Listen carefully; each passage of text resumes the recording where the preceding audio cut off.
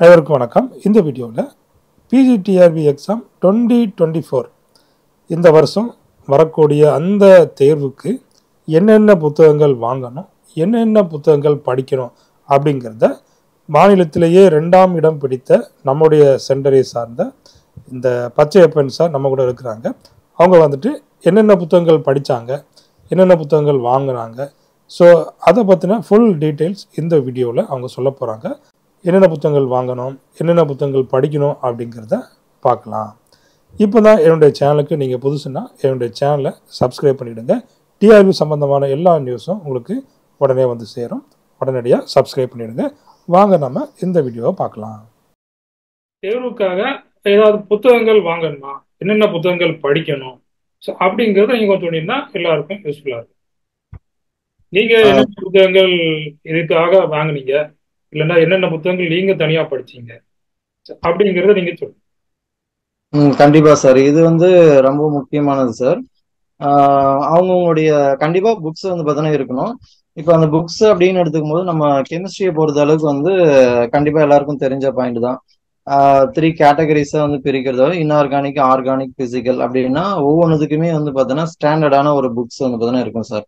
அந்த ஸ்டாண்டர்டான புக்ஸ்ன்றதை விட நம்ம யூனிட் வைஸ் நம்ம கன்சிடர் பண்ணிக்கணும். அப்ப யூனிட் வைஸ் அப்படின்னு எடுத்துக்கும் போது இப்ப இன்ஆர்கானிக் அப்படின்னு எடுத்துக்கிட்டா யூகி, ஜேடி, மதன் துளி மாலிக், அப்புறம் advanced inorganic chemistry, Sathyaprakash, volume 1, volume 2, அதுக்கப்புறம் அஜய்குமார். அதுல அஜய்குமார்ல கோஆர்டினேஷன் கெமிஸ்ட்ரி அந்த கேட்டலிஸ்ட் பத்தி எல்லாம் பார்த்தீங்கன்னா இருக்கும் சார். அதுக்கப்புறம் பயோ இன்ஆர்கானிக், இந்த மாதிரி இதுல அஜய்குமார் ரெண்டுமே போட்டிருப்பாங்க சார். பயோ இன்ஆர்கானிக்கும் போட்டிருப்பாங்க, அதுக்கப்புறம் ஆர்கானோ மெட்டாலிக் காம்பவுண்ட்ஸ் இதுக்கும் தனித்தனியா போட்டிருப்பாங்க. இப்போ கோஆர்டினேஷன் கெமிஸ்ட்ரி அப்படின்னு நிறைய புக்ஸ் இருக்கும் சார். ஆனா அதுல ஃபண்டமெண்டல்ஸ் கண்டிப்பா தெரிஞ்சிருக்கணும். அப்போ ஃபண்டமெண்டல்ஸ் தெரியணும் அப்படின்னா இந்த consequence of inorganic chemistry R Gopalan and Ramalingam அப்படின்ற ஒரு புக் இருக்கும். அது டிஆர்பிக்கு போதுமானதா இருக்கும் சார். அதுக்கப்புறம் ஆர்கானிக் கெமிஸ்ட்ரி அப்படின்னு எடுத்துக்கிட்டீங்கன்னா அதுலயும் பார்த்தோன்னா reaction and mechanism Ahluwalia, next பார்த்தோன்னா Clayden book, advanced organic chemistry Clayden book, Jerry March, இந்த மாதிரியான புக்ஸ். அதுக்கப்புறம் ஸ்டீரியோ கெமிஸ்ட்ரி அப்படின்னு எடுத்துக்கிட்டீங்கன்னா கல்சி புக்கு. இந்த மாதிரி புக்ஸ் எல்லாம் நம்ம கிட்ட எப்போதுமே இதெல்லாம் ஸ்டாண்டர்ட் புக்ஸ் சார். அதுக்கப்புறம் அப்படியே ஸ்பெக்ட்ரோஸ்கோபி அப்படின்னு எடுத்துக்கிட்டீங்கன்னா பாவியா, ஒய்ஆர் சர்மா. பிசிக்கல் கெமிஸ்ட்ரி அப்படின்னு போகும்போது கண்டிப்பா எல்லாருக்கும் தெரிஞ்ச இது பூரியன் சர்மா பதானி. ஆனா அந்த பூரியன் சர்மா பதானியான் போது அதனுடைய கண்டென்ட் பாத்தீங்கன்னா நல்ல தெளிவா இருக்கும். ஆனா அது ஃபர்ஸ்ட் டைம் படிக்கும் போது கண்டிப்பா புரியாது. அது நம்ம திரும்ப திரும்ப படிக்கும் போது தான் அந்த பூரியன் சர்மா பதானியா புக் பார்த்தீங்கன்னா கண்டிப்பா நமக்கு புரியும். பிசிக்கல் கெமிஸ்ட்ரியை பொறுத்த அளவுக்கு நிறைய சப் டாபிக்ல நிறைய புக்ஸ் சொல்லுவாங்க. ஆனா அதை பூரியன் சர்மாவை புக் போதுமானது. அது 80% ஆல்மோஸ்ட் டிஃபால்ட்டா கவர் ஆயிடும் சார். சரிங்க சார்.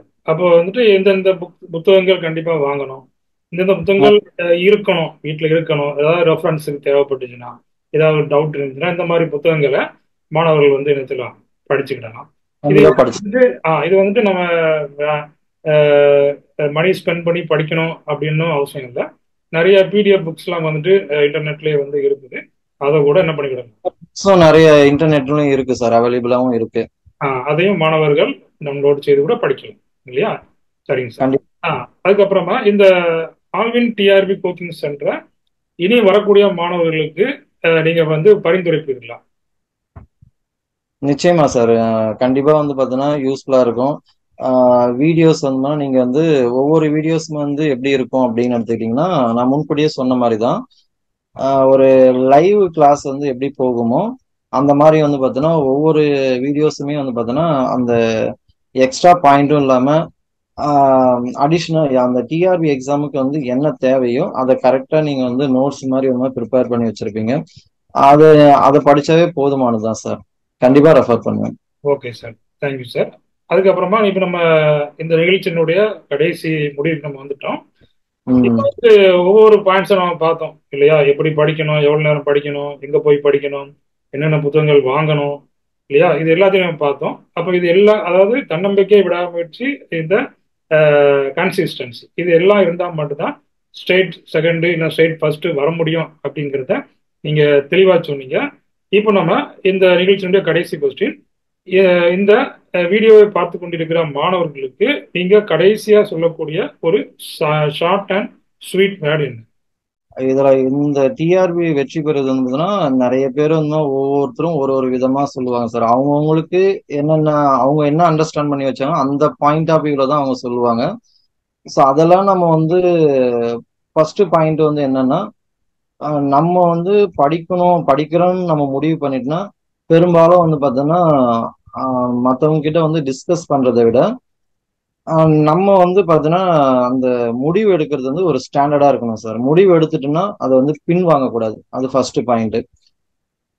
அதுக்கப்புறம் வந்து பார்த்தோன்னா இதுக்கு இடையில வந்து பார்த்தோன்னா எக்ஸாம் வருமா வராதா அப்படின்ற ஒரு முடிவு எடுத்ததுக்கு அப்புறம் வந்து என்னன்னா, நமக்கு வந்து என்னன்னா யாருக்குமே வந்து ஒரு எக்ஸாம் வந்து வந்த நோட்டிபிகேஷன் வந்ததுக்கு அப்புறம் தான் நிறைய பேர் வந்து அந்த ஒரு இன்ட்ரெஸ்ட் வந்து பார்த்தீங்கன்னா வரும்.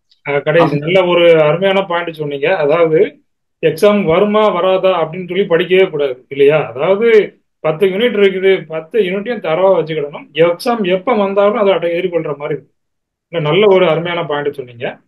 சொல்லுங்க சார். அதுக்கப்புறம் சார் நிறைய பேர் வந்து இன் பிட்வீன்ல கூட வந்து எனக்கு நிறைய பேர் ஃபோன் பண்ணி கேட்பாங்க, வருமா வராதா, இன்னும் வந்து பார்த்தோன்னா உங்களுக்கு வந்து போஸ்டிங் போட்டு 2 வருஷம் ஆகுது, 2 வருஷம் ஆக போகுது, இன்னும் எதுவுமே சொல்லாம இருக்காங்க, போன வருஷம் ஆனுவல் பிளான் விட்டாங்க, இன்னும் விடவே இல்லை அப்படின்ற மாதிரிலாம் நிறைய கொஸ்டின்ஸ் வந்துன்னா வரும். ஆனா அவங்களுக்குலாம் நான் ஒரு கேட்கக்கூடிய என்னுடைய சார்பா நான் ஒரு கொஸ்டின் வந்து வைப்பேன்.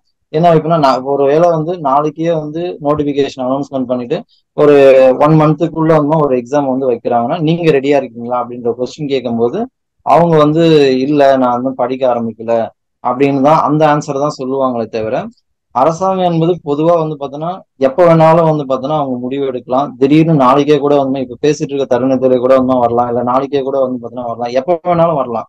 ஆனா நீங்க ரெடியா இருக்கீங்களா ஃபர்ஸ்ட் அதுக்கு அப்படின்னு கேட்டா அதுக்கான பதில் வந்து கொஸ்டின் மார்க்கா தான் சார் இருக்கும். சரி, அப்ப அதாவது இந்த தேர்வுக்காக தேர்வு வரும்போது மட்டும் படிக்கக்கூடாது, எப்போ தேர்வு வந்தாலும் அவங்க வந்து அந்த தேர்வை எதிர்கொள்றதுக்கு தயாரா இருக்கணும் அப்படிங்கிறத ஒரு நல்ல விதமா நீங்க மாணவர்கள் சொல்லியிருக்கீங்க. நான் வந்துட்டு ரொம்பவே நம்பிக்கையா இருக்கிறேன். இந்த வீடியோ இனி இனி இந்த வரக்கூடிய தேர்வு எதிர்கொள்ள போகும் மாணவர்களுக்கு ரொம்பவே யூஸ்ஃபுல்லா இருக்கும் அப்படிங்கிறத நான் நம்புறேன்.